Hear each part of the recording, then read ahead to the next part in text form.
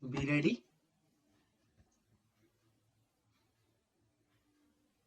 5 seconds. Start. Another equally important thing is about the division of the personnel of the services. In this matter, the States Reorganization Commission recommended that there should be uniform pay scales in all states. For that purpose, they said when the state of Madhya Pradesh or Karnataka was created or formed, there should be uniform pay scales for all these services, be they belonging to the old Mysore cadre or to the Bombay cadre or Hyderabad cadre.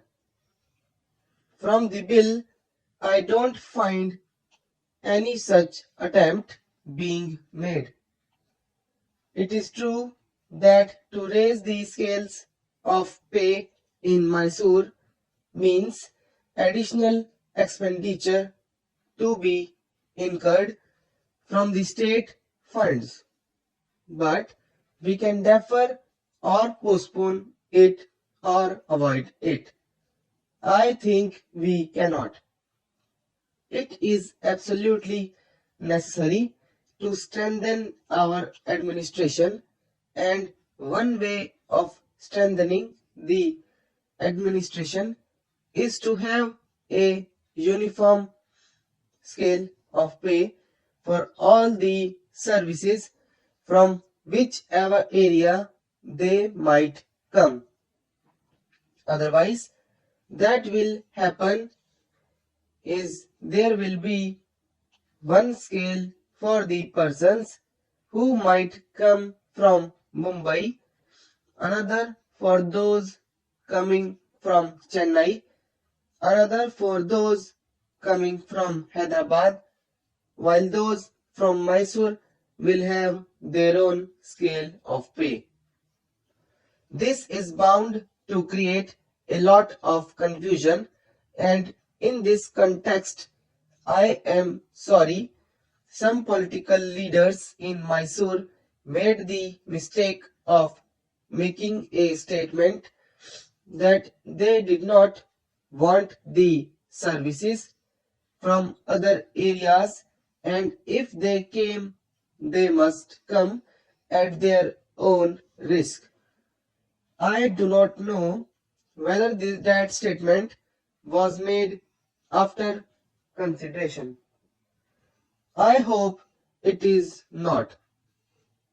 Had they merely looked into clause of the draft bill, that statement would never have come to be made. You know, under clause 100A of the draft bill, the entire cadre of all the provisions, previous states, and the present Bombay and Madhya Pradesh states stand dissolved, and a new cadre is being formed by the central government. That is being so. I don't know how you can say that you are merely allowing somebody else to come. This has created a lot of bitterness, and a number of people have complained about it. The services in other areas are quite shy of coming to the new state, and it will not be in our interest to keep back any service if it is an effective one. It might be necessary to put in more specific provisions. We are going to have the elections very soon.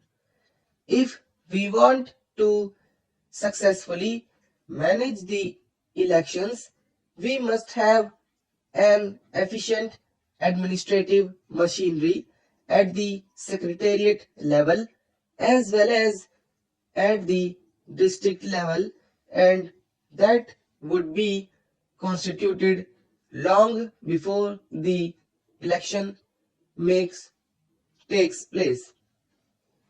We have hardly a few months before us, and it would be absolutely necessary for the Home Ministry to give its attention to this matter and constitute the new services as early as possible. I hope the Home Ministry would give its best attention to this matter. This would be necessary in connection with the working of the 10th 5-year plan. A disgruntled or disorganized civil service will not assist you in implementing the 10th plan. I would like to say a few words about the division of assets and liabilities.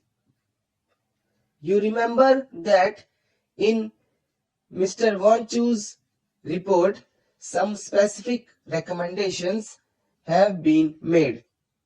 Mr. Wanchu's recommended, so far as the movable properties are concerned, a certain formula, and that was accepted in the Andhra bill.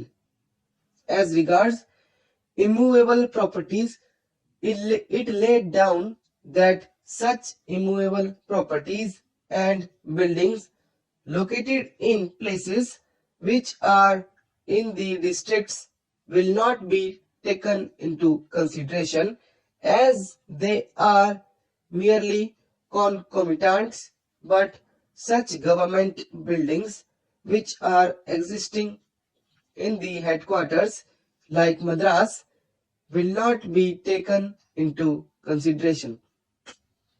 They will be valued on the basis of the formula that those buildings which have been built prior to will be valued at double the book value, and those that have been put after 2000 would be valued according to the book value. This is a very reasonable suggestion. It is on that basis that the buildings in Madras were valued at nearly rupees 7 crores and odd. But Andhra, which was entitled to 36% of the same, was given about rupees 3 crores under section 9 of the Andhra Act. Unfortunately, when we come to the state's reorganization bill, none of these provisions are there. There is no provision for assessing the value of the buildings in big cities like Mumbai, Chennai, Hyderabad, Delhi, and other areas. What is going to happen? Mighty buildings have been put up in those places at the cost of the entire state, and every part of the state contributed for them. Huge engineering colleges for the benefit of the entire state were built up. They are not in a position to make a gift. Another curious thing that happened is that in the Vancho report, it has been said that they must be valued.